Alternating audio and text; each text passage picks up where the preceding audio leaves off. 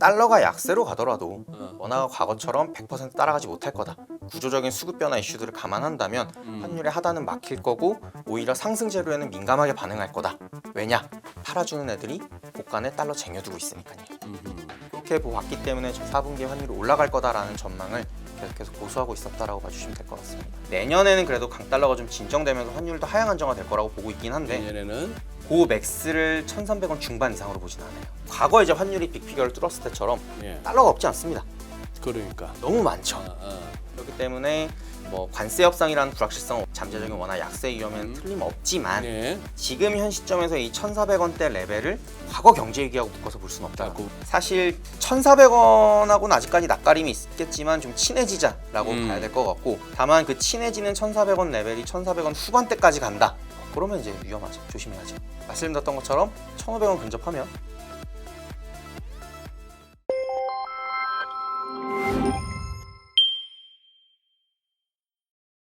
참 요거부터 참 궁금해가지고 민영원 나오신다길래 궁금해가지고 얼마 전에 우리 저 환율이 이렇게 1,400원 뚫고 뭐 20원, 30원 확확 열릴 때 그러면서 그때 이제 유튜브 같은 데서 썸네일에서 그런 얘기 많았어요. 지금 바깥에 나가면 뭐 공항에서 얼마에 환전해야 되고 실제 환율은 네. 지금 1,400원 아니요. 뭐 그러고 저 네네. 테더하고 뭐 한 100원 차이가 났는 것 같던데. 네, 가격이 많이 환율하고. 벌어졌었습니다. 그 무슨 상황이었어요, 그게? 일단 추석 연휴 때 외환시장이 휴장이었었고요. 그때 그렇지. 네, 전반적으로 맞아요. 그게 우리나라에 상장된 테더 음. 가격이랑 미국에 상장된 이제 테더의 가격의 갭이 발생을 하다 보니까 테더가 그거 스테이블 코인 아니요? 네, 맞습니다. 예. 그래서 이제 뭐 차익 거래를 할 수 있냐 없냐 이런 이야기들이 잠깐 시장의 화두로 떠올랐었거든요. 실제 그 정도 차이 나면은 그냥 재정 아비트리지 거래가 가능했던 거 아닙니까? 가능하죠. 그러면서 시장이 다시 균형을 찾아가죠. 균형을 찾아가는. 근데 그 정도로 이제 가격이 많이 벌어졌다라는 거는 외환 시장에 반영된 원화의 실제 가치가 우리 서울에서 비싸졌다는 얘기인가? 네, 맞습니다. 아. 그게 이제 정규 외환 시장보다 예. 테더에 반영되어 있는 원화의 가치가 훨씬 더 약세로 평가받고 있다. 음. 이런 이야기들이 많이 있었고 그것 때문에 이제 테더 가격이 벌어지다 보니까 예. 지금 외환 시장에서 1달러 사면 1,400원이라고 가정을 했을 때 예. 그거 들고 미국장에서 테더로 바꾼 다음에 테더로 바꾼 다음에. 다시 들고 들어와서 우리나라 코인 거래소에서 테더를 팔면 예. 비싸게 팔 수 있다 이거죠. 그렇게 차익 거래에 이제 유인이 생겼던 건데 실제 차익 거래를 얼마나 했는지는 저희가 모르지만 그런 이야기가 나올 정도로 원화 가치가 이제 실제 외환 시장의 종가와 코인 시장에 반영된 원화의 가치 간의 괴리가 커졌었다. 그런 현상이 이제 올해 이번 달 초에 시장에 화두로 떠올랐었다 정도로 보시면 될 것 같습니다. 지금은 이제 다 진정됐나요? 네, 그때보다는 많이 갭이 줄었다라고 알고 있습니다. 여전히 갭은 있고 조금 있을 수밖에 없겠죠. 조금 있을 수밖에 없다. 그래요. 아, 지금 보자.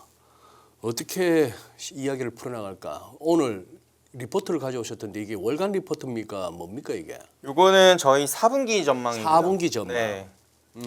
일단은 뭐 이미 유튜브에 박제가 많이 돼 있기 때문에 아, 그래요? 네, 저희는 하반기에 환율이 올라갈 거다라고 계속 이야기를 했었거든요. 1,400원을 다시 회복할 거고 뭐 저희 총 이제 고점 기준으로 1,460원까지 레벨을 높일 수 있다. 이렇게 이제 주장을 계속 해왔었는데 그럼 많은 분들이 이유가 뭐냐? 예. 수출이 이렇게 좋고 예. 전반적으로 주식시장에 외국인 자금도 많이 들어오는데 어허. 그럼 과거에 우리가 알고 있던 환율은 이제 무역수지 흑자랑 금융수지에서 이제 외국인들의 주식 매입이 들어오게 되면은 달러 공급이 많아지니까 환율이 빠지는 게 일반적일 텐데 네. 왜 올라간다고 얘기를 해? 예. 라고 많은 질문을 받았었는데 이미 인포맥스 라이브 나와서 여러 번 설명드렸던 것처럼 구조적인 수급 변화 때문입니다. 구조적인 수급 변화. 네, 뭐 다시 한번 설명을 드리자면 첫 번째로 무역수지 흑자를 가지고 원화 가치가 뭐 10% 정도 저평가되어 있다라는 이야기를 하는 하우스들도 있는데 그게 무역수지만 가지고 원화에 대한 저평가를 판단하게 되면 요 수출 데이터는 저희가 발생 기준으로 잡거든요. 네. 뭐 예를 들면 선적 기준이라고 해볼게요. 내 컨테이너 실어서 출발시키면 얘 수출입니다. 돈 들어왔나요? 안 들어왔죠. 아, 그럼 나중에 돈이 들어오면 외환시장에 달러를 팔고 원화로 바꾸게 되면 이제 달러가 공급되면서 환율이 하락하는 효과가 나오는 건데 네. 일단 이 달러를 과거만큼 기계적으로 매도하지 않습니다. 수출업체들이요. 네. 그러면 뭔가 아무리 무역 수지가 흑자고 수출이 좋아도 외환시장에서 달러를 팔아주는 주체가 지금 예전만큼 힘을 발휘를 못하고 있다는 거거든요. 8달러가 있어도 잘 안 판다. 쟁여두는 거죠. 쟁여둔다. 국간에 쌓아두는 겁니다. 아, 예. 그런 상황에서 이제 결제 수요, 수입업체들의 결제 수요 같은 경우에는 수출업체보다 마감 기한이 확실하게 정해져 있죠. 그렇죠. 언제까지 우리가 이 대금을 결제해 줄게 라고 계약이 되어 있기 때문에 급합니다. 그럼 환율이 올라갈 것 같으면 과거에는 그래도 좀 지켜보다가 달러를 매입을 하는 경우가 많았었거든요. 이제는 아니죠. 환율이 계속 올라가니까 빨리 사서 그냥 얘네도 같이 쟁여두는 겁니다. 그럼 달러를 외화벌을 벌어오는 수출업체들도 달러를 쟁여두고 수입업체들도 결제에 대비해서 미리 달러를 쟁여두니까 요거를 저희는 구조적인 수급 변화다라고 설명을 드렸던 거였고 예. 요게 일단 1차적으로 환율이 빠지기 어려운 환경, 오히려 하단이 막혀 있는 이런 그림을 조성하고 있다라고 봐주시면 좋을 것 같고요. 거기 우리가 이제 환율 가지고 분석할 때 전통적으로 늘 그거부터 따졌잖아요. 대학교에서 가장 먼저 배우죠. 경상수지가 흑자다 뭐냐? 원화 강세다. 적자다 원화 약세다. 이렇게 이제 배우는 건데 경상수지가 헷갈리면 그냥 막 무역수지 정도로만 하자 해갖고 무역수지 수출 수입만 따져도 네 그렇습니다. 그게 이제 전통적인 방법이었는데 그게 이제 안 맞기 시작했다라는 거고요. 두 번째는 외국인들이 주식시장에서 자금을 대규모로 끌고 와서 원화 주식을 매입하는 건 맞지만 네. 문제는 서학개미라는 변수가 생겼죠. 그래요. 그리고 요 서학개미가 실제 금액 측면으로 보게 되면은 한 절반 이상 외국인 자금 유입을 상쇄시켜 줍니다. 아, 그러니까 이제 2대1 정도로 외국인들이 우리 한국 주식 사겠다고 들어오는 달러의 절반 정도는 우리가 서학개미들이 미국 주식 사겠다고 나간다. 네, 들고 나갑니다. 어, 그러면 외국인 자금 유입도 많이 들어오는 건 맞지만 과거에는 크게 한 방이 있었는데 이제 요 밑에 쿠션이 생긴 거죠. 막아줄 수 있는 쿠션이 생겨버리다 보니까 과거만큼 이제 외국인들의 자금 유입, 주식시장 자금 유입이 영향력이 많이 약해졌습니다. 이게 두 번째 수급 변화라고 보고 있고요. 예. 마지막으로 지금 한미 관세 협상에서도 화두가 되고 있는 대미 투자 같은 부분에서 기업들이 이제 해외 생산기지 이전을 하고 해외 법인을 설립을 한 다음에 공장 짓고 이렇게 해야 되잖아요. 예. 그러니까 달러가 필요합니다. 어. 그럼 그 기업들도 달러 사서 나가야겠죠. 음. 얼마 전에 그 전 리만 브라더스 대표님 오셔서 김중성 대표. 네, 말씀하신 거 제가 봤는데 네. 우리나라도 이제 해외 생산기지 이전의 형태로 바깥에 대외 네. 투자를 늘려가는 그림이다 보니까 예. 달러에 대한 실수요 자체가 계속 증가하고 있는 형국이다라고 보는 게 맞을 것 같습니다. 어. 그래서 저희는 그런 것들을 감안했을 때 달러가 약세로 가더라도 원화가 과거처럼 100% 따라가지 못할 거다. 구조적인 수급 변화 이슈들을 감안한다면 환율의 하단은 막힐 거고 오히려 상승 재료에는 민감하게 반응할 거다. 왜냐? 팔아주는 애들이 고간에 달러 쟁여두고 있으니까요. 그렇게 봤기 때문에 저희가 환율을 이제 좀 더 높게 4분기에 환율이 올라갈 거다라는 전망을 계속해서 고수하고 있었다라고 봐주시면 될 것 같습니다. 그동안에 한 1,400 한 50원, 60원까지도 가능하다 했는데 이제 지금 뭐 1,440원을 할 것 같으면 이거는 뭐 하루 이틀 걸음이라서 레벨이 지금 이제 새로 전망 업데이트하면서 위를 어디까지 열어놓으시는 거예요? 저희는 그래도 연말 4분기는 1,460원을 상단으로 보고 있고요. 내년 1분기 상단도 1,470원 정도로 잡고 있는데 요새 뭐 말씀하셨던 유튜브 썸네일 보시면 다 1,500 찍어놓거든요. 예. 1,500원도 간다 이렇게 예. 이야기를 하지만 예. 올해 연초에 있었던 이슈를 한번 상기시켜 보자면 어? 국민연금의 전략적 환해지라는 이벤트가 있었습니다. 1,470원 위쪽에서 국민연금이 해외 보유하고 있는 자산의 10% 규모의 외화를 선물한 매도를 통해서 이제 시장에 환해지를 하는 형태로 외환시장 안정을 위해서 들어온다. 네. 이 이벤트가 있었는데 그 이벤트가 저희는 유효하다라고 보고 있기 때문에 아직도 시장에서 이제 학습 효과가 생겼죠. 저 레벨 가면은 움직이더라. 라는 학습 효과가 있어서 그거 감안하면은 이제 상단은 1,460원, 70원 정도에서 형성될 가능성이 높지 않을까 이렇게 보고 있습니다. 우리 금년에 봤던 한 두 번 봤던 그 고점이 1,488원 어라운드잖아요. 네, 맞습니다. 그러면 뭐 전고점 열 정도는 아니다. 그 정도 수준까지 올라가지는 않을까라고 보고 있죠. 그래요. 근데 지금 달러 글로벌 달러 시세 자체도 트럼프 대통령은 뭐 맨날 약달러 외치는 것 같은데도 잘 안 빠지네 달러가. 안 빠지죠. 일단은 뭐 다들 알고 계신 것처럼 일본에서 정치적인 이벤트가 크게 터지면서 네. 엔화가 약세로 가면서 이제 달러 강세 분위기를 좀 더 서포트를 해주고 있고요. 네. 그리고 이제 유럽 같은 경우도 프랑스 신용등급 강등 같은 이런 예. 이벤트들이 대기하다 보니까 달러가 강해지는 걸 견제해줄 수 있는 친구가 아직까지는 없습니다. 그러다 보니 최근에 이제 9월 중순부터는 달러 주시가 좀 본격적으로 반등을 하기 시작을 했었고 예. 그 여파가 원화는 좀 세게 맞았다라고 보시면 될 것 같아요. 그래요. 지금 그러면 저기는 갑자기 또 다카이치 일본 총리가 막상 이렇게 되고 나니까 살짝 이렇게 평소 대비 좀 약하다 싶은 그런 느낌은 보입니다만 너무 강경하게 가지는 않는다 생각은 들지만 그래도 어쨌거나 달러에는 지금 이제 다시 위로 방향을 잡은 느낌이에요. 네, 아무래도 일단은 다카이치 자민당 총재가 총리로 선출되고 나서 시장에서 달러의 쇼커버로 추정되는 움직임이 크게 2번 정도 있었고요. 달러의 쇼커버 느낌에. 네, 일각에서는 예, 이제 유신회하고 연정을 하게 되면은 과반에 미치지 못하다 보니 예. 야당 3당이 막판에 협상에 성공한다면 총리가 다른 사람이 될 수 있지 않겠어? 요거에 좀 거는 기대가 있었던 것 같은데 아하. 뭐 틀렸으니까 이제 쿠션을 급하게 접었겠죠. 예. 그게 일단 1차적으로 있었고요. 두 번째는 다카이치 총리 자체가 아베 총리의 그 정책을 다 계승할 거다라는 기대가 크다 보니까 말씀하신 것처럼 총리 당선된 이후의 기자회견들을 보면 굉장히 톤다운을 많이 하고 계시거든요. 예. 이제 그럼에도 불구하고 시장에서는 지금 다카이치 그분의 이제 기자회견을 안 믿는 거죠. 왜? 지금은 저렇게 톤다운을 시키고 있지만 그 앞서 기록이 남아 있잖아요. 저분이 했던 발언들, 행동들, 입법 이것들을 다 조합해 보면은 이제 좀 더 우측 성향으로 일본 정치가 넘어갈 거다. 이쪽을 많이 우려하다 보니까 재정 지출이나 뭐 BOJ가 금리도 못 올릴 거야.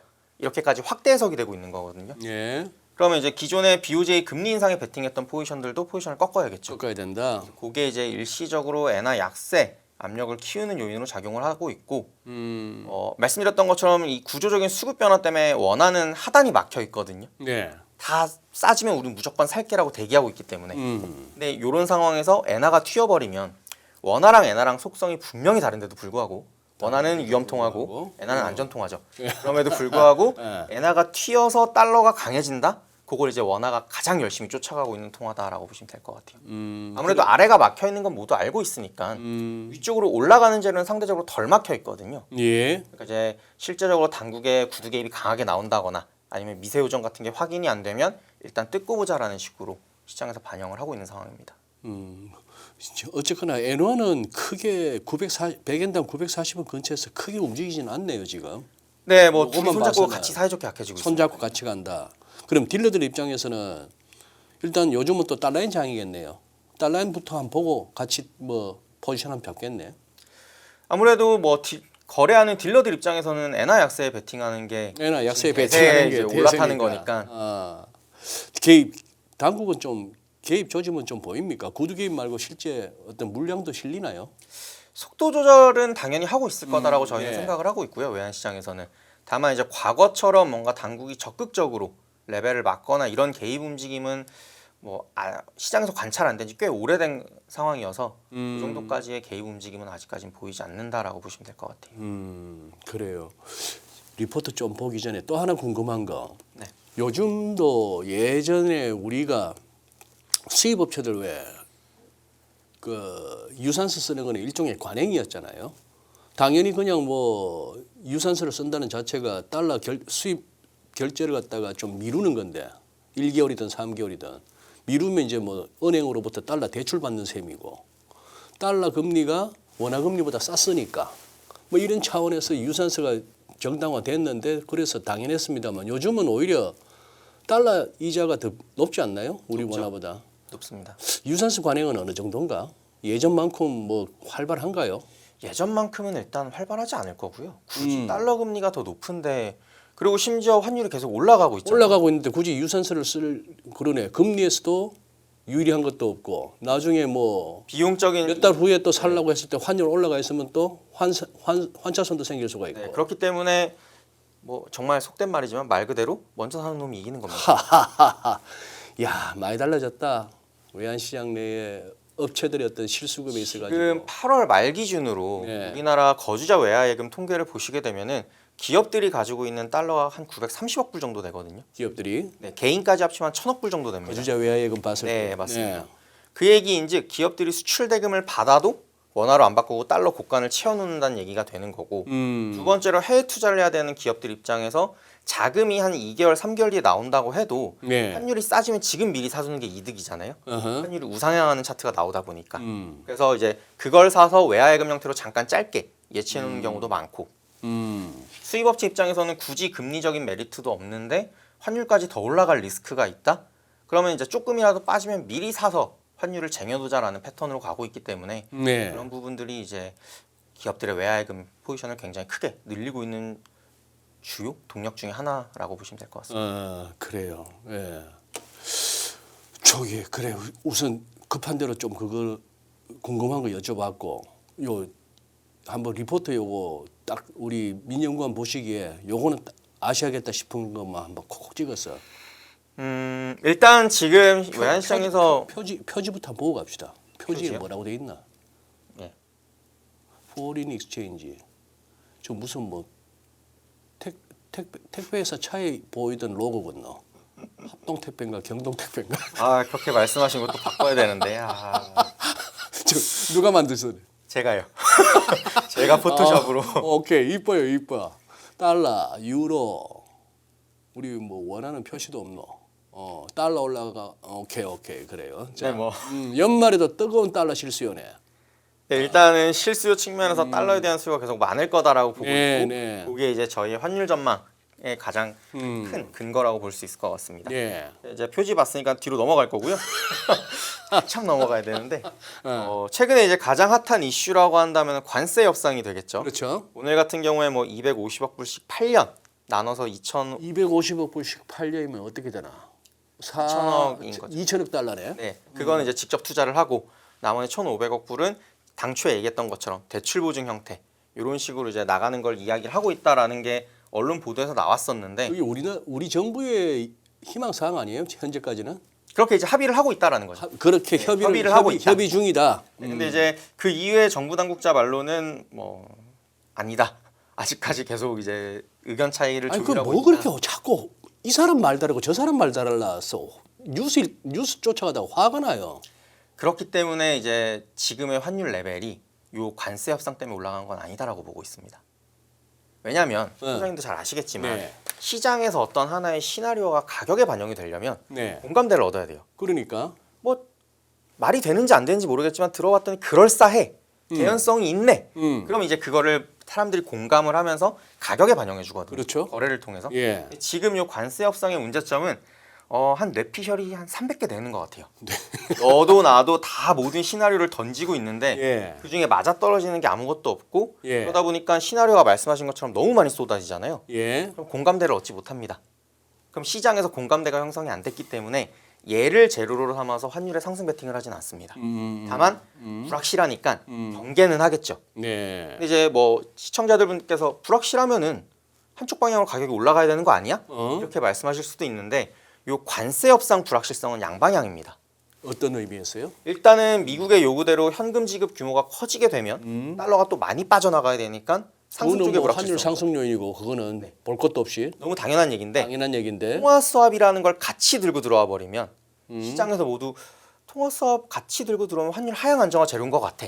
요 정도까지는 공감을 하고 있거든요. 아니 민정관 그 대목에서 한번 얘기해 봅시다. 네. 아니 이창용 총재가 그러셨더만 통화수합 한은에서 검토한 적도 없다며 미국 재무부하고 원래 수합은 연준하고 해야 되는 건데 그게 어쩌다가 미국 재무부하고 뭐 수합을 하네 한은이. 근데 한은 총재 말로는 검토한 적 없대. 보도까지 나왔고. 네. 근데 뭔 통화 수합이요? 그러니까 뇌피셜이 난무한다라는 거죠. 아니 미국에서 그러면 3,500억 달러를 갖고 와서 미국에서 투자를 하라는 얘긴데 그걸 갖다가 3,500 달러 저가 뭐 갖고 있는 돈이든 찍어서 주는 돈이든 그 3,500 달러 저 갖고 다시 받는 그건 뭔 의미가 있어 그게? 트럼프한테는 의미가 있죠. 일단 투자가 되니까. 일단 그분 입장에선 투자가 되니까. 저거 돈 줬다가 이거 하는 걸로 네, 되죠. 원화 담보로 잡고 갈 거니까요. 원화담보로. 네. 그렇다 치고. 네, 근데 이제 아직까지는 이게 시나리오가 확정된 게 없다 보니까 뭐 소설이죠. 소설의 이제 가이드라인 정도만 여러 가지가 돌아다닌 거기 때문에 가격에 반영은 안 돼 있는데 이게 일단 왜 잠재적인 원화 약세 위험인지를 설명을 좀 드리자면 예. 일본 케이스하고 비교를 많이 하거든요. 일본하고. 근데 이제 36페이지 차트를 왼쪽 차트를 보시게 되면은 외환 보유액에서 일단 절대적인 차이가 크게 나고요. 그렇죠. 일본은 1조 3천억 불 정도의 외환 보유고를 보유하고 있습니다. 그리고 물론 무역 수지는 적자지만 본원 수지 투자 소득이 우리나라랑 또 격차가 굉장히 크게 발생하거든요. 일본은 아무래도 이미 예전부터 해외 투자를 많이 집행했었기 때문에 여기서 발생하는 배당이나 이자 소득 측면에서 한 해 작년 연말 기준으로 2,500억 달러의 달러가 본원 수지 측면에서 유입이 됩니다. 저 파란 막대기가 일본이고. 네, 파란 막대기가 일본이거든요. 조금 저 하늘색 좀 옅은 게 우리 한국이네. 무역 수지 빼고 다 키 작은 애들이 한국입니다. 무역 수지만 무역 수지는 일본 적자구만. 네, 일본은 적자입니다. 근데 이제 외환 보유고 사이즈랑 본원 수지 달러 유입 요 두 가지만 비교하더라도 네. 우리나라랑 일본이 한 해 벌어들이는 달러의 규모가 일단 다르거든요. 그렇죠. 가지고 있는 달러의 스탁, 재고의 규모도 다르고. 음. 그럼 이제 일본은 5,500억 불이 가능하다라고 할 수 있을지 몰라도 네. 우리나라는 이게 현실적으로 어려운 상황이다라고 봐야 될 것 같은데 그러니까 그렇기 때문에 이 관세 협상 내용에서 현금 지급의 규모가 커지게 된다면 3,500불에 최대한 줄여야겠죠. 그게 안 된다고 한다면 시장에서는 다시 한번 외환 위기에 관련된 트라우마를 떠올릴 겁니다. 그럼 이제 그때부터는 시나리오가 정해졌잖아요. 네. 그러면 상승 베팅 해야죠. 양쪽의 불확실성이 한쪽으로 가닥을 잡은 거니까 상승 쪽으로 가닥을 잡게 되면은 환율 쪽에서 굉장히 큰 상승 압력이 연출될 수도 있다라고 저희는 보고 있습니다. 일단 관세 협상 관련해서는 그렇게 어느 정도 잡아놓고 가라 이 네, 말이고. 잠재적인 위험이다라고 보는 건데 뭐 소영이 방금 열변을 토해 주셨지만 통화 수합이 같이 곁다리로 묶여서 들어오게 된다면 반대의 경우가 또 생길 수도 있는 거죠. 그래요. 네. 우리 민연구원은 통화 수합 어느 정도 가능성이 조금은 있다고 보시나 보네. 아니요. 불가능하다 보고 있습니다. 그래요. 왜냐하면 팬데믹 때 우리나라가 연준하고 맺었던 통화 수합 규모가 600억 불이었었거든요. 600억 달러. 근데 이제 무제한 통화 수합 얘기도 초창기 잠깐 나왔었잖아요. 네. 그게 웬만한 기축 통화국이 아니면 안 해줍니다. 그러죠. 그리고 원하는 기축 통화국이 아니기 때문에 현재로서는 그런 무제한 뭐 통화 수합이나 뭐 1,000억 달러 이상, 몇 천억 달러 규모의 통화 수합은 현실적으로 실현 가능성은 낮다라고 봐서 이제 3,500억 불에서 요 대출 보증이나 지원 형태로 들어갈 수 있는 금액의 비중을 얼마나 높일 수 있는지 그게 이제 외환 시장에서 가장 주목해야 될 관세 협상 관련된 이벤트다라고 보시는 게 맞을 것 같습니다. 그래요. 예. 아니 저기 뭐야 저 3페이지의 왼쪽 그래프도 궁금한데 이건 뭘 보여주고 싶었던 거예요? 이거 왼쪽 거. 아 이거요? 일단은 트럼프가 1기 때처럼 똑같이 지지율이 떨어지고 있다 보니까 네. 이제 아무래도 요 관련해서 트럼프가 지지율을 중간 선거 전까지 확 끌어올려야 되잖아요. 아 지금 지지율이에요? 네, 지지율입니다. 트럼프 지지율. 그리고 실제로 트럼프 1기 때처럼 최근엔 좀 확률 베팅이 줄어들긴 했지만 하원은 민주당이 다시 수입할 가능성이 높다라는 쪽으로 시장이 보고 있거든요. 내년에 중간 선거에서. 선거에서요. 그럼 이제 트럼프 때 1기 때를 떠올려 보시면 하원에서 항상 통과가 안 돼서 이제 뭔가 계속 셧다운이 발생을 했었고 셧다운이 발생한 거 외적으로도 정책 추진이 걸림돌이 생기니까 그때도 이제 행정명령이나 이런 걸 통해서 트럼프가 정책을 많이 펼쳤었거든요. 그래서 이제 그런 동일한 리스크가 커질 수 있다 이렇게 보고 있는 거고 잘해야겠는데. 잘해야죠. 저런 식으로 갈 것 같으면 아무것도 못 하는데 또 남은 임기 그냥 또 거의 뭐 의회 뺏기면은 대통령이 뭔 소용이 있어. 레임덕입니다. 그러니까. 그래서 이런 이슈가 있다 보니까 트럼프가 뭐 금리 인하나 음. 뭐 경기 부양에 좀 더 드라이브를 강하게 걸 수 있다 네. 이런 이야기들을 하려고 이제 여기에 들어갔던 거고 그 관점에서 이제 트럼프가 관세 협상을 통해서 주요 교역국들을 대상으로 투자를 하라고 압박을 하고 있다라고 저희는 보는 거거든요. 네, 예. 그래야 미국 영내의 경기가 살아날 테니까. 그 연장선상이 우리나라와 미국의 관세 협상이다라고 보는 거죠. 그걸 이야기에 위한 하나의 이제 MSG를 좀 저희가 뿌려놓은 게 요 파트 1이다. 이렇게 요 차트를 가지고 이야기했다. 이렇게 보시면 될 것 같아요. 저 타이틀 보니까 또 이제 그냥 근거 없는 그거지만 또 그런 생각이 드네요. 그러면 어지간해서는 뭐 중간에 좀 미리 좀 장 좀 이렇게 시켰다가 선거 앞두고 땡겼다가 뭐 이런 식의 한간 얘기도 못 하겠네 이거. 장 빠지면 안 되겠네. 그래도 두 가지의 카드가 있죠. 두 가지 지금 카드. 트럼프 입장에서는 내년 11월이 선거이기 때문에 예. 내년 상반기까지는 또 시간이 있습니다. 그러면 이제 계속해서 마가 얘기하면서 중국하고 투닥투닥 거리다가 한 1분기쯤에 유예하거나 무역 합의가 타결됐다라고 이제 거하게 발표를 네. 한다든지 이런 식으로 심리를 안정시키면서 주가를 부양할 카드가 하나가 있고 네. 두 번째는 파월 의장의 임기가 상반기에 끝납니다. 그러니까 그러면 이제 본인 측근을 이제 연준 의장으로 앉히려고 하겠죠. 내년 5월인가요? 네, 5월입니다. 아유. 그럼 이제 6월 FOMC부터는 어. 금리 정책이 이제 백악관의 입김이 들어가서 갈 수 있다라는 걸 의미하는 거기 때문에 뭐 물론 이 부분은 문홍철 파트장님이나 윤여삼 부장님이 더 잘 설명을 드리겠지만 저희는 그런 관점에서 봤을 때 이제 연준의 금리나 민간 투자, 무역 협상 이게 다 아직까지는 불확실성이 높은데 내년 상반기 특히나 1분기까지는 트럼프가 굳이 양보를 할 필요가 없다라고 보거든요. 그러니까 그 대외적인 시나리오를 까니까 환율도 레벨을 저희가 계속 고점을 유지하고 있는 겁니다. 원화 입장에서는 트럼프 대통령이 유발하는 그런 불확실성 자체가 사실 원화에 그렇게 우호적인 재료가 절대 아니잖아요. 예, 그러네.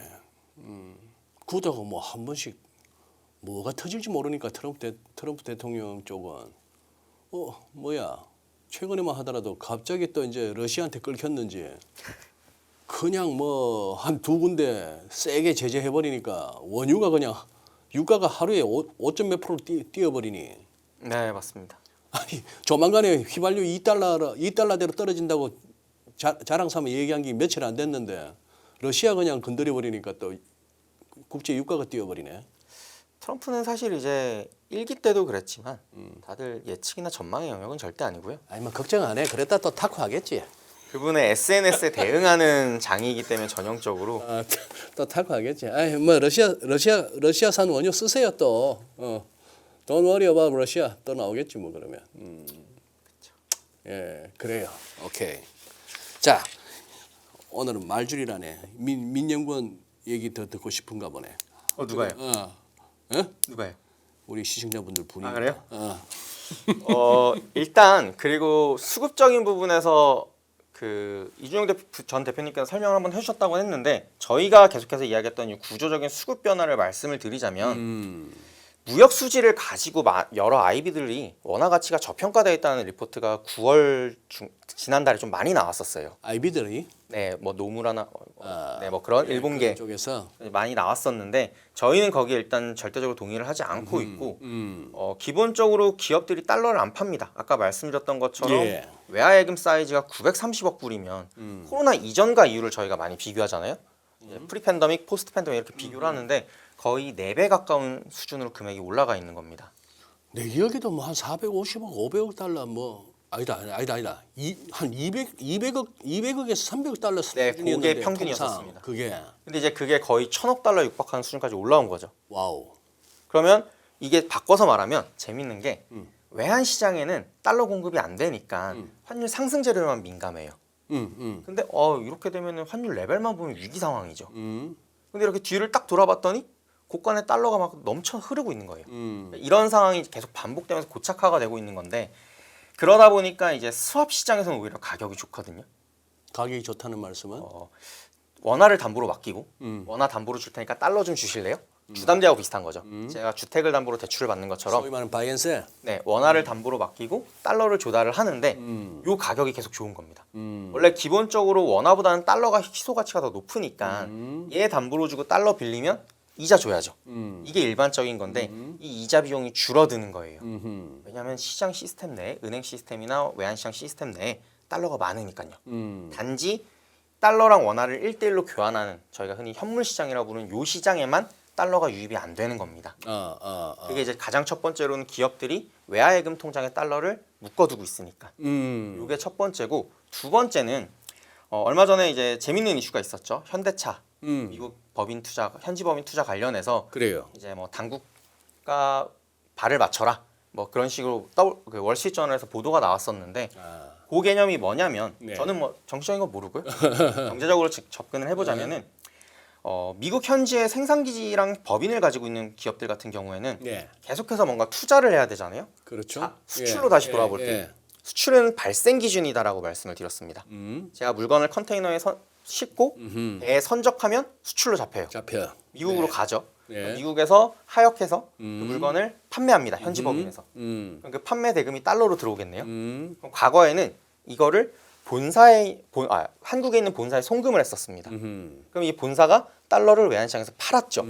이게 이제 기본적으로 저희가 경상수지가 네. 무역수지 흑자가 환율 하락으로 이어진다라고 부르는 실제 거래 메커니즘이 되는데 그랬죠. 자, 근데 지금은 미국 내 투자를 늘려야 되는 시점입니다. 그럼 미국 현지 법인에서 판매 대금을 받은 달러를 일단 우리나라에 있는 본사로 송금을 안 합니다. 음. 가지고 있어야죠. 이익잉여금 형태로. 음. 그리고 재투자를 합니다. 음.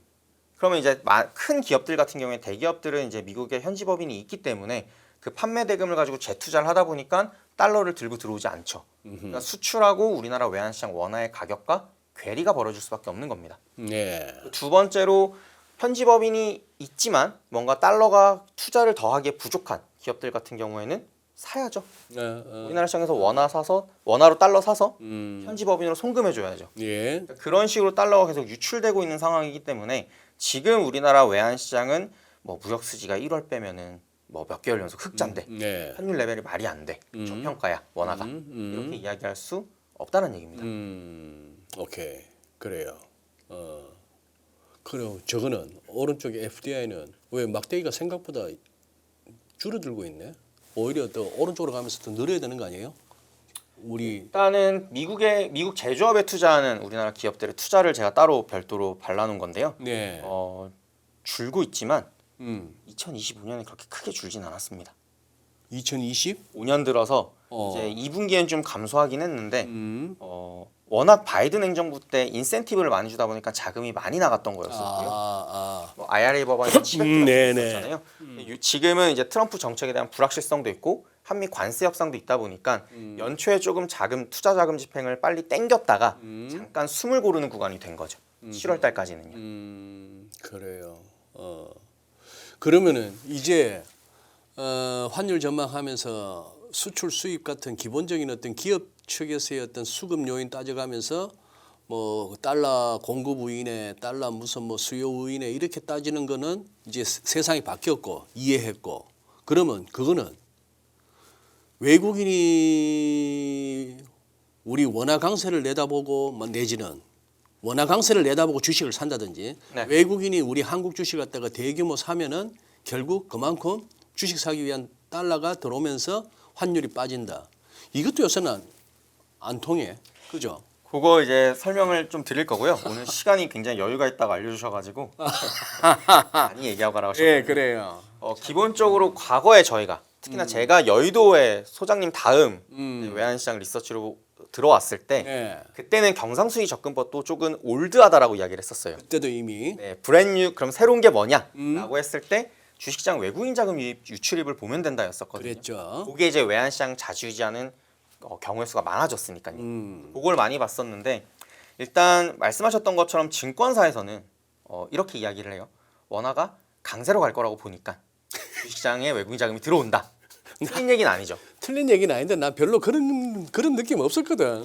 은행에서는 달걀 닭 중에 우리는 반대로 보는 겁니다. 어. 외국인이 사니까 환율이 빠지는 거예요. 그러니까. 이렇게 이야기를 하거든요. 이게 기대값에 초점을 두느냐 실제 수급에 초점을 주냐의 차이인데 은행 입장에서는 수급에 초점을 두다 보니까 그렇게 견해 차이가 나오는 건데 어찌됐건 지금 현재 외국인 자금 유입 같은 경우에는 저희가 일반적으로 이야기를 할 때 제가 삼성전자 주식을 사는 외국인이에요. 네. 그러면 1,420원에 환전해서 들어왔다라고 가정을 해볼게요. 환율이 1,440원이에요. 그러면 몇 프로 오른 건가? 뭐 얼마 안 올랐네. 얼마 안 올랐지만 20원 손실이죠. 예? 내가 팔고 들어온 가격보다 지금 가격이 나중에 나갈 때 더 비싸게 줘야 되니까 배가 아프거든요. 근데 이제 과거에는 주식을 사면서 원화까지 강세로 가면은 주식으로도 먹고 환율로도 먹을래. 이게 리스크 투자자죠. 위험 선호인 거죠. 근데 지금은 그게 안 됩니다. 환율이 안 빠지고 있다 보니까 새롭게 주식시장에 들어오는 외국인 자금들 입장에서는 네. 환율을 포기하는 거예요. 환율을 포기해. 환율로 이제 원화 강세에서 먹는 부분을 포기하는 거죠. 왜냐하면 코스피가 그걸 커버 쳐주고도 남을 만큼 많이 올라가니까요. 아니면 들어오면서 해지하면 어떠나 외국인 입장에서. 오, 정확하십니다. 예? 최근에 그렇게 하고 있어요. 아이 저기 뭐야 스왑 포인트 보니까 뭐 한 1년짜리가 요새 마이너스 얼마더라? 많이 올라서 20원. 한 20원 되니까 그러니 1,420원에 환전해 갖고 삼성전자 사. 그런데 뭐 언제 털고 나갈지는 모르겠지만 일단 뭐 선물안으로 미리 사놓으면 또 20원 싸게 1,400원에 사. 나빼. 그게 정확하게 프리팬데믹이에요. 말씀하셨던 그 프리팬데믹. 거래 패턴이 이제 우리나라 주식시장에 일단 외국인이 들어왔어요. 네. 그리고 주식을 계속 들고 있는데 환율이 올라가는 거죠. 그럼 이제 본인이 환손실이 날 게 걱정이 되니까 그 들어온 시점 한참 뒤에 환율이 올라갈 때 선물한 매수를 미리 합니다. 말씀하셨던 것처럼. 그럼 저는 외환 포지션은 해지가 된 거잖아요. 그러니까 환율 올라가는 경우에서 이제 해지가 된 건데 지금은 이 레벨을 그렇다고 달러 들어온다고 해서 환율 빠질 요인도 없지. 네 맞습니다. 서로 퉁쳐버리니까. 네, 퉁쳐버리니까. 예. 지금은 어떻게 하냐면 아예 외국인들이 처음부터 수합 시장에 조달을 해버립니다. 수합 시장에서 네. 수합에서. 네, 수합 시장, FX 수합에서요. 그러면 아까 수합이 제가 원화 담보로 맡기고 달러 빌리는 걸 이제 우리나라의 FX 수합이라 말씀드렸는데 외국인 투자자 입장이 되면은 달러를 담보로 주고 달러 원화 받아오는 겁니다. 걔들은 또 달러 외국인들 입장에서 셀앤바이로 들어온다 이 말이야. 셀앤바이로 들어오는 거죠. 그러면 수합 시장에서는 셀앤바이잖아요. 바이죠. 수합 가격이 올라가는 겁니다. 그러니까. 최근에 이제 수합 가격이 올라간다라고 말씀하셨잖아요. 이게 대출 이자라고 보시면 돼요. 근데 이제 제가 원화를 들고 있는 투자자 입장에서 원화 담보로 맡기고 달러 조달했을 때 달러가 많이 없으면 부르는 게 값이잖아요. 그러니까 더 높은 비용을 줘야 되는데 외국인 투자자들이 달러 담보로 맡기고 원화를 땡겨가니까 달러가 흔해지는 겁니다. 희소성이 이전보다 낮아지게 되겠죠. 네. 그럼 원화 담보로 달러 조달하는 제 입장에서는 어. 줘야 되는 이자가 싸지는 효과가 있죠. 그러니까. 달러 공급이 많아졌으니까. 조달 시장에서 이렇게 공급을 많이 해주고 있는데 문제는 수합 시장에서 들어오는 이 외국인 자금 달러가 현물 시장에 영향을 안 준다라는 거예요. 그러니 환율에는. 왜냐하면 애초에 처음부터 셀앤바이 양쪽 포지션을 다 잡아버리기 때문에 스팟 시장에 영향을 거의 안 주게 되는 거죠. 그렇죠. 그런 식으로 주식 자금도 이미 조달을 하고 있다라고 저희 하우스에선 보고 있고 그게 보통 환율이 올라가면 스왑 포인트가 빠져야 되거든요. 환율이 올라가면은 스왑 포인트가 이제 달러를 빌리는 비용이 비싸져야죠. 왜냐면 뭔가 환율이 올라간다는 얘기는 뭔가 경기가 침체가 됐거나 아니면 우리나라에 뭔가 위험한 일이 생겼거나 아니면 우리나라 자산 가격이 망가졌거나 그러니까 이제 환율이 올라가는 걸 거잖아요. 그럼 이제 달러를 조달하는 입장에서도 원화 자산에 대한 불확실성이 커졌으니 야, 비용 더 내놔. 그러니까. 이게 돼야죠. 환율이 올라가면 스왑 포인트가 마이너스 폭이 커져야 되는데 그렇죠. 같이 가고 있다라는 겁니다. 환율도 올라가고 스왑 포인트도 올라가고요. 왜 그러느냐? 주식시장에서 외국인 자금이 대거 들어오는 건 맞는데 과거처럼 달러를 원화로 팔고 외환시장 추이를 지켜보는 게 아니라 시당초에 환율이 빠질 요인이 많지 않는데 코스피는 더 갈 것 같은 거예요. 그러면 코스피는 사고 싶잖아요. 그렇다고 현물시장에서 달러를 팔고 싶진 않아요. 그러면 FX 수합 시장으로 가는 거죠. 아하. 달러 여기 맡길 테니까 전당포 같은 거라고 보시면 됩니다. 달러 맡기고 원화 땡겨가는 겁니다. 이런 식으로 거래를 하고 있기 때문에 그게 이제 시장에서 외국인 주식 자금 유입의 영향력을 오히려 역으로 낮추는 과거랑 다르게 그런 요인으로 작용하고 있다라고 저희는 보고 있습니다. 그러면은 민영분 이 설명을 듣다 보니까 이래저래 보니까 딜러들 입장에서는 그냥 모니터에서 달러엔 환율이나 유로달러 환율 심지어 뭐 위안화 환율 보면서 지금 국제 외환 시장에서 FX 마켓에서 딜러들이 지금 어느 쪽으로 쏠려 다니냐 그거 보고 포지션 잡는 그게 제일 편하겠네.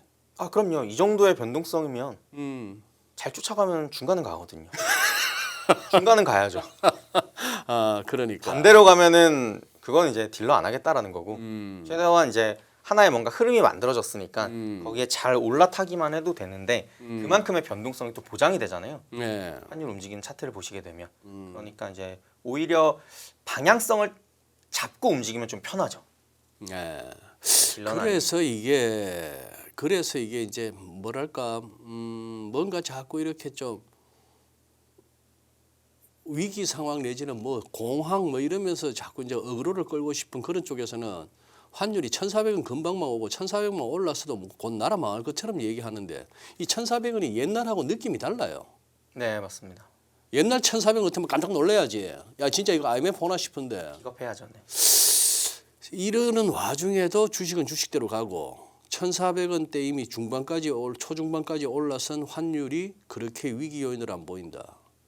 그러니 환율 뛰면 주식 던져라 이 소리도 이제 촌놈 되는 거고. 아 올드해지죠. 올드해졌네. 영포티식 접근법 뭐 이런 식. 그래요. 오케이. 야 그러면은 자 그러면 우리가 이게 162엔이라고 하는 좀 족보 있는 레벨에서 한번 멈추고 지금 여기 왔다가 지금 이제 153엔 근방인데 그럼 앞으로도 추가 한 9엔 내지 10엔 뭐 트라이 가능하다고 보고 달러엔이 그럼 우리도 조금은 그래서 한 1,460, 70 본다. 네, 그 정도 레벨까지는 가능성을 열어둬야 된다고 보고 있어요. 음. 왜냐하면 말씀하셨던 것처럼 1,400원이 음. 느낌은 다를지언정 음. 저희가 익숙한 레벨은 아니거든요. 익숙하진 않죠. 그렇죠. 이제 낯을 가려야 되는 레벨이니까 이 낯을 가리는 레벨대에서의 문제가 뭐냐면 환율이 올라갔어요. 그럼 모두가 물어봅니다. 전고점 얼마였어요? 그렇죠? 가장 이게 일반적인 분석 패턴인데 예. 전고점 얼마였지? 예. 말씀하신 건 1,488원이었죠. 그러니까 전고점은. 전고점. 그러면은 요 레벨에서 어디에서 한번 걸릴 것 같아? 전고점 가기 전에 이렇게 물어보면은 생경한 레벨에서는 빅피겨가 뚫리면 50원 단위로 벌릴 수밖에 없어요. 기존에 강하게 걸렸던 레벨이 없고 얘랑 안 친하니까 그냥 이제 일반적으로 다들 시장에서 50원씩 잡는 거죠. 그래서 일단 1차적으로 지금 시장에서 1,450원을 그 다음 저항선으로 보고 있는 거고 그 다음에 이제 1,488원이 전고점이니까 만약에 정말 위쪽으로 변동성이 커지면 그 레벨까지도 갈 수 있어. 이렇게 이야기를 하게 되는 건데 기본적으로 아까 말씀드렸던 것처럼 연초에 있었던 연금 전략적 환해치 관련된 이런 이벤트들이 남아 있고 네. 과거 이제 환율이 빅피겨를 뚫었을 때처럼 예. 달러가 없지 않습니다. 그러니까 너무 많죠. 아, 넘쳐납니다. 넘쳐나. 이게 시장에 유입되는 그 연결 호수 있잖아요. 걔가 중간에 그냥 막혀 있을 뿐이에요. 아니면 이거 잠가 놓은 거죠. 그렇기 때문에 이제 외환시장으로 달러가 유입이 안 되는 거지. 지금 우리나라는 달러 충분히 많이 가지고 있어요. 그렇기 때문에 뭐 관세 협상이라는 불확실성은 워낙 약세, 잠재적인 워낙 약세 위험에는 틀림없지만 네. 지금 현 시점에서 이 1,400원대 레벨을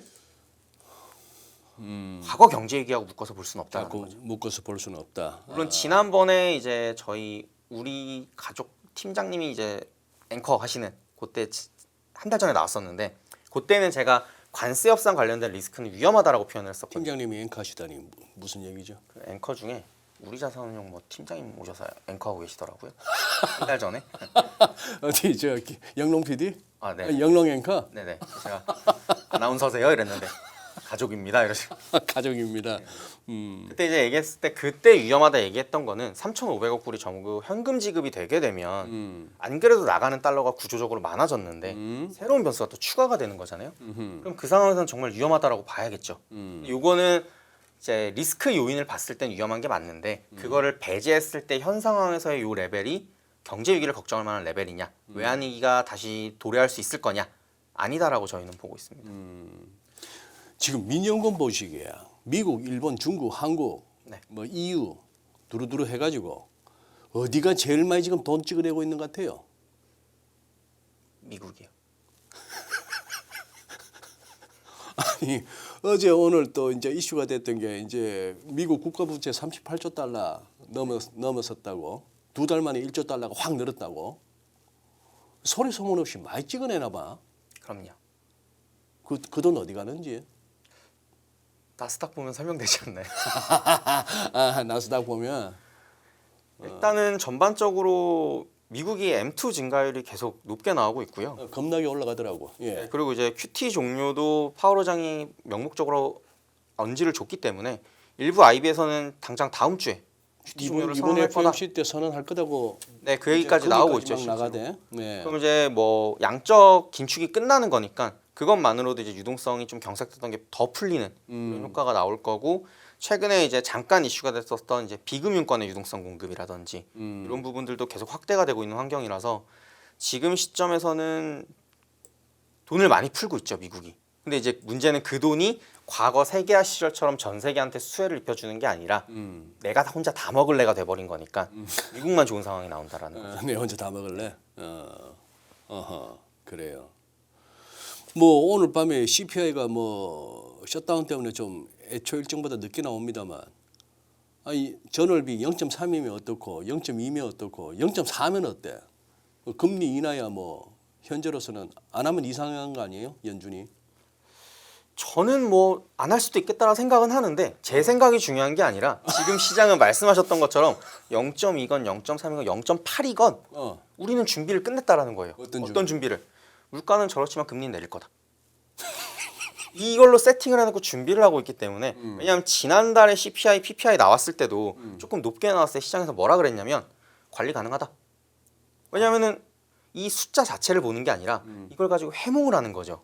해몽을. 근데 그 해몽 자체가 본인들이 유리한 쪽으로 해몽을 하고 있기 때문에 근데 뭐 CPI가 의미가 있을까요? 저는 시장에서 이미 연준의 도비씨 비둘기 성향이 강화되는 쪽에 베팅을 하고 있다 보니까 아무리 물가가 높게 나오더라도 시장은 그래도 연준은 금리 내릴 수밖에 없을 거다. 고용지표 안 나왔잖아. 걔 둔화됐을걸? 뭐 물가야 금리 내려야지. 이렇게 해석을 해버리면은 물가가 높게 나왔을 때 잠깐 시장이 흔들릴 수는 있어도 시장에서 주류 대세적으로 이제 베팅하는 방향이 위쪽이다 보니까 자산 가격의 상승이나 요 연준 금리 인하에 대한 기대감 자체를 크게 꺾을 수는 없을 거다라고 보고 있습니다.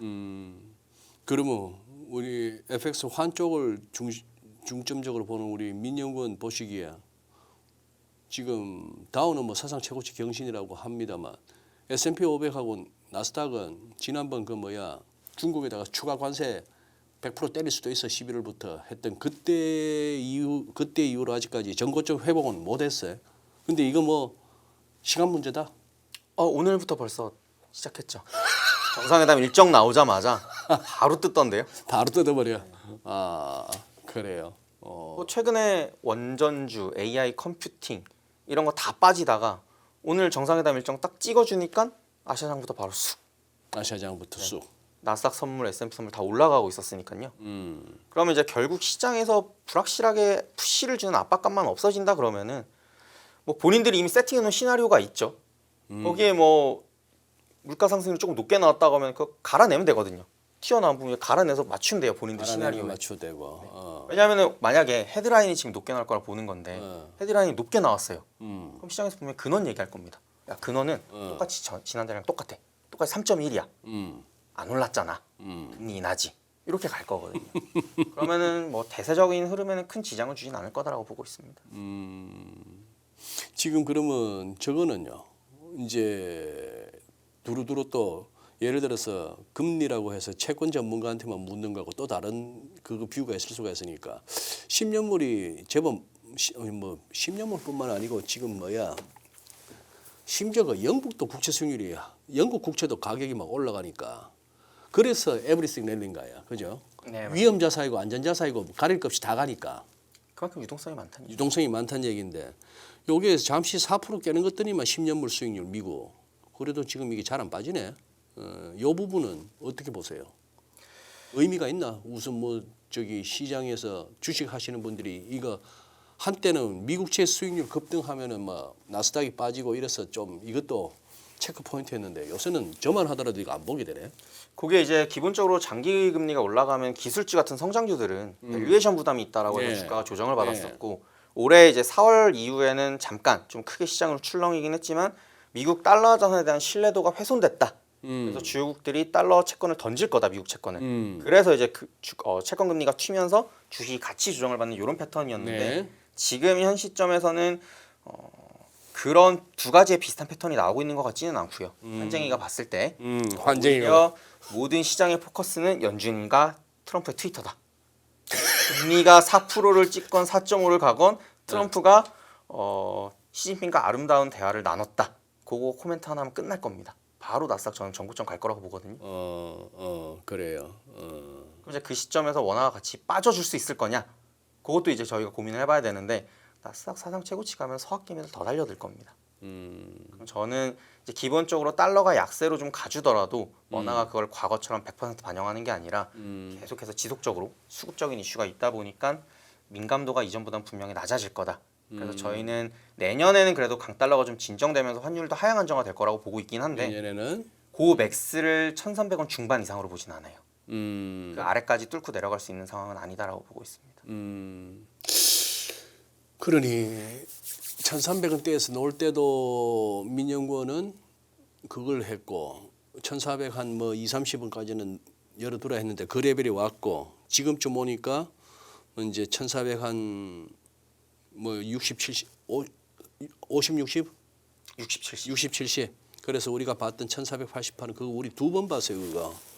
두 번째 봤을 때가 그 뭐야 해방의 날 관세 때린다고 난리 쳤을 때. 네, 맞습니다. 그래 됐는데 그러면서 오늘 전반적으로 들은 얘기는 이 1,400원 올라선 그리고 1,300원대로 잘 안 밀리는 거 이 환율만 보고 뭐 그렇게 자산 시장에 있는 분들이 위기감을 느낄 건 아니다 하는 그걸로 정리가 되는데 너무 지금 막 잘 달리고 있는 장에 우리 같은 사람 특히 연합인폼에서 금요일 순서는 여기다가 자꾸 쓸데없는 태클을 다 걸어줘야 이게 장이 가더라고.